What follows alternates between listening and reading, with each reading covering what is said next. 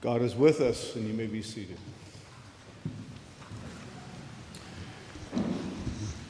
All right, so in the gospel reading today, Jesus is talking about sheep, shepherds, sheepfolds, gates, gatekeepers, thieves, robbers. So what's happening? It's a little confusing if you ask me. Actually, if you ask John, it's a little confusing. Did you pick up in the reading? There's this little part where he says, and the disciples didn't know what he was talking about. So maybe we're in good company if we don't know either. So what's going on? Well, it might help to know that chapter 10 just isn't living on its own.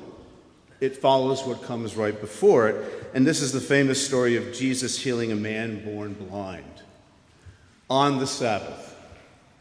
And he does it by taking some mud, well, making mud actually. He took some dirt and he got it, you know how he got it wet? You remember? I don't know how much spit it takes to make a mud pie, but a lot.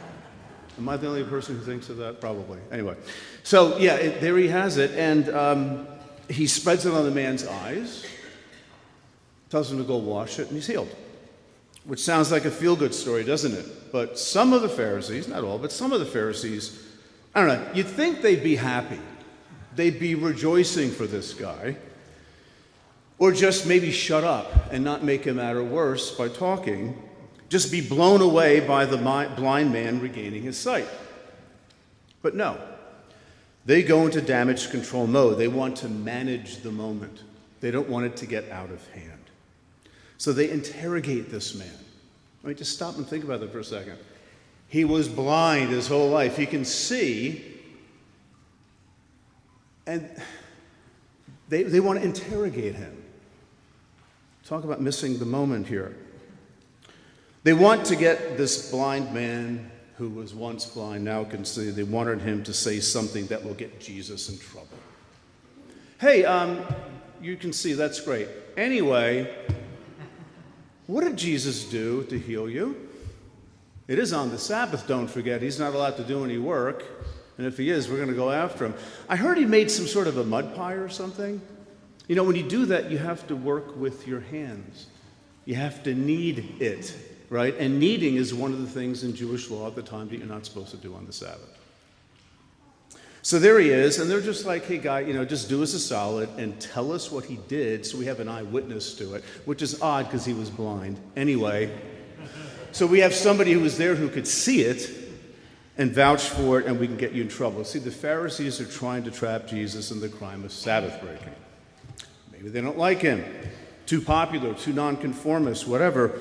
They wanted to deal with him, and they were hoping the healed man would rat him out. Tell us what he did. But he doesn't. All I know is that I was blind, he says, and now I can see. You do your own dirty work.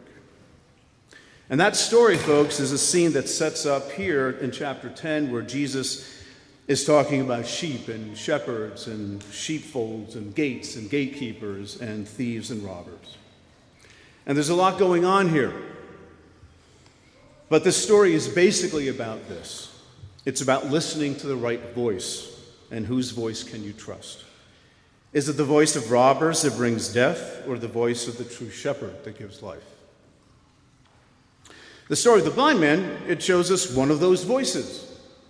Very truly I tell you, anyone who does not enter the sheepfold by the gate, right, the front door, but climbs in another way is a thief and a robber.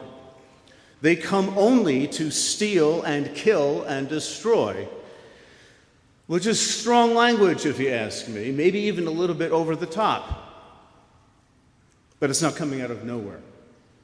Jesus has his sights here on the religious leaders we just met in chapter 9. The ones who took a beautiful moment and ruined it and made it all about them. Those rulers, are not passing through the gate to be with the sheep, but sneaking in over the side to manage the sheep, to control them. They are robbers and thieves who come only to steal and kill and destroy. That's the image Jesus uses for religious leaders who are themselves blind. They don't recognize what God is up to because they're too busy making noise. They can't hear it. those who impose their own misguided views of God on others and call it God's voice and God's will. They don't see a healing as good news, but as a problem, a threat to themselves. They don't give life. They are thieves, hopping the fence to destroy the sheep. Now, some of us here I know have had in our lives voices, religious voices, that we trusted to guide us, to support us, but they wound up hurting us instead. They said all the things that seemed fair and familiar and right. They did all the things that seemed normal that we never thought to question. And those voices might still be ringing in our heads years later. That thought we can't shake, that God is looking over our shoulder, so we better not screw it up. Stay the course so you can earn God's favor. Do as you're told and never question. Questions are bad. Questions make God angry. And whatever you do, don't doubt. But always believe and be strong and be happy. No frowns here. We've been told things that didn't bring life to us, but sucked the life out of us. And that voice brought fear and guilt, the pressure to be perfect, and shame when we weren't. That's the voice of death and destruction.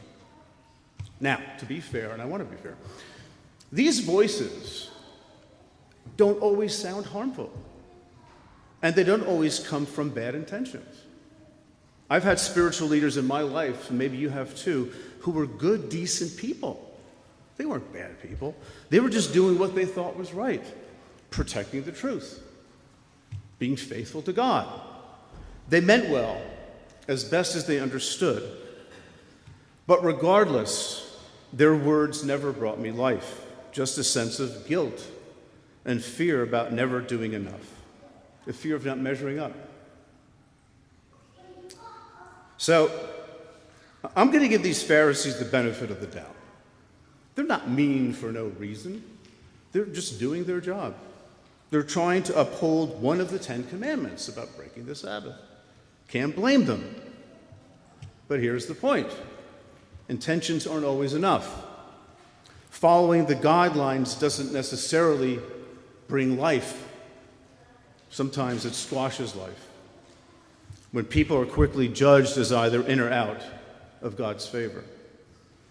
When who belongs is strictly controlled, almost by a formula. When drawing thick lines between us and everyone else becomes more important than compassion. When that happens, life is not found there. The voice that coerces, that shames, that manipulates, that controls, that guilts, that tries to keep you from wandering too far off that tiny beach blanket they want us to stay on, and calls that the voice of Jesus, that voice doesn't give life, it destroys it. And that's not what all this Jesus business is about, despite what the loud voices may say. Jesus' voice is very different. Jesus says, the sheep hear the shepherd's voice. He calls his own sheep by name, and they follow him.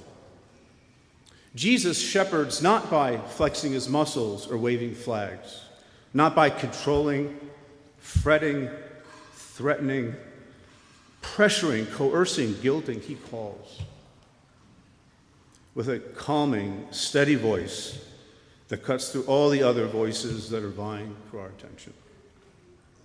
The sheep don't follow the shepherd out of fear, but out of recognition. They know his voice, and it's the voice that I want to follow too. So let me ask you, what voices have shaped how you see God and how you see yourself? And be honest with yourself. What inner voices do you have trouble shaking? Voices that live rent-free in your heads.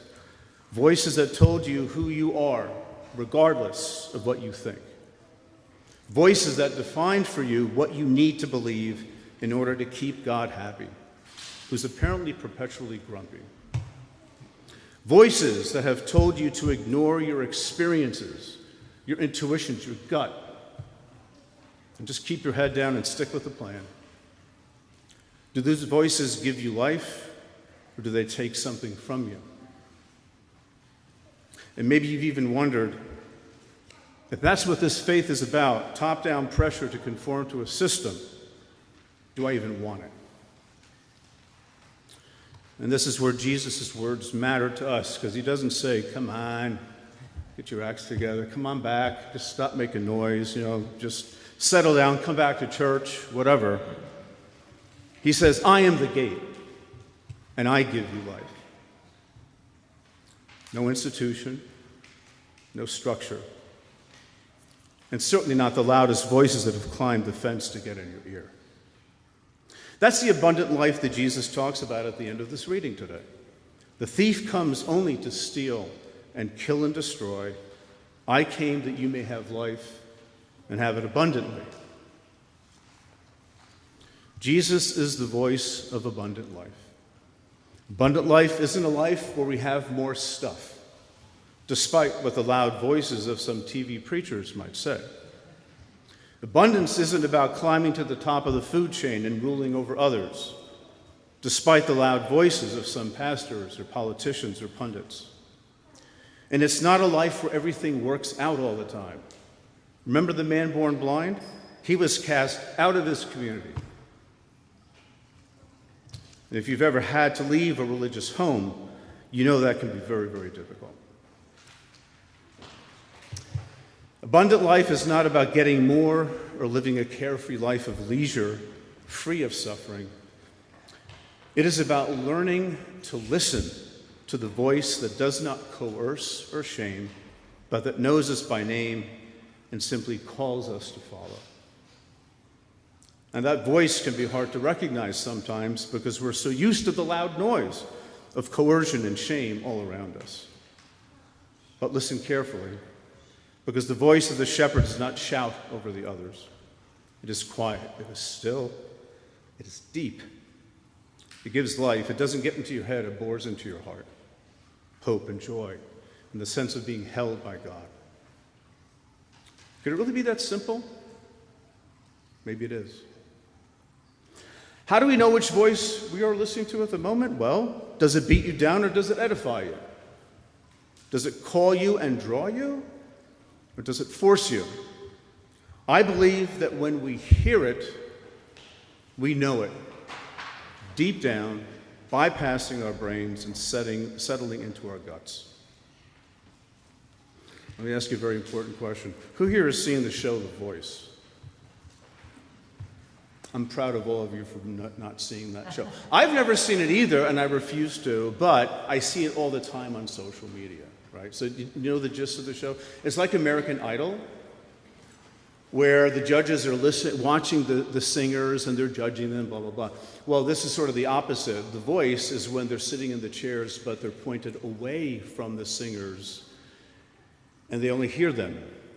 And if they like what they hear, they press the buzzer, they flip around and everybody's happy. Well, I love that image. Just the voice. No glitz, no glamour, no catchy outfits, no fog machines. Nothing that looks nice to distract from the quality of the voice itself. It's only the voice. And when they hear it, wow, what a voice. I want to turn to it. I want to know this voice. I want to see who this is. Now, we can't swivel around our chairs and see Jesus, but we can still turn to that voice and follow. Yeah, I recognize that voice. It's nothing like the others. I've heard that voice before in all those little unexpected times and places when I didn't realize what it was until later. I've heard that voice when catching a glimpse of peace when I was sad or afraid. I've heard that voice in a kind word spoken at just the right time. I've heard that voice through mended friendships. I've heard that voice in an old hymn I thought I forgot and brought back memories of God. I've heard that voice alone at the end of the day when the TV is finally off and the phone is put down and there's only stillness. I've heard that voice while walking in the woods or along a stream and being reminded of what God made. I've heard that voice when something good happens, when I didn't even know I needed it or even dared it was possible. I heard that voice when I realized that God is not in the business of guilt or shame or building walls or being ready to pounce at the slightest infraction, but is in the business of calling. Maybe you've heard this voice too. And that is the voice that gives me life, that reminds me of God's presence, and that is the voice that I seek. I don't want to listen to the gate crashers. Their voice might sound right, and it might even sound irresistible at times, but it does us no good. I want to keep learning what it means to recognize that life-giving voice and keep learning to turn to it.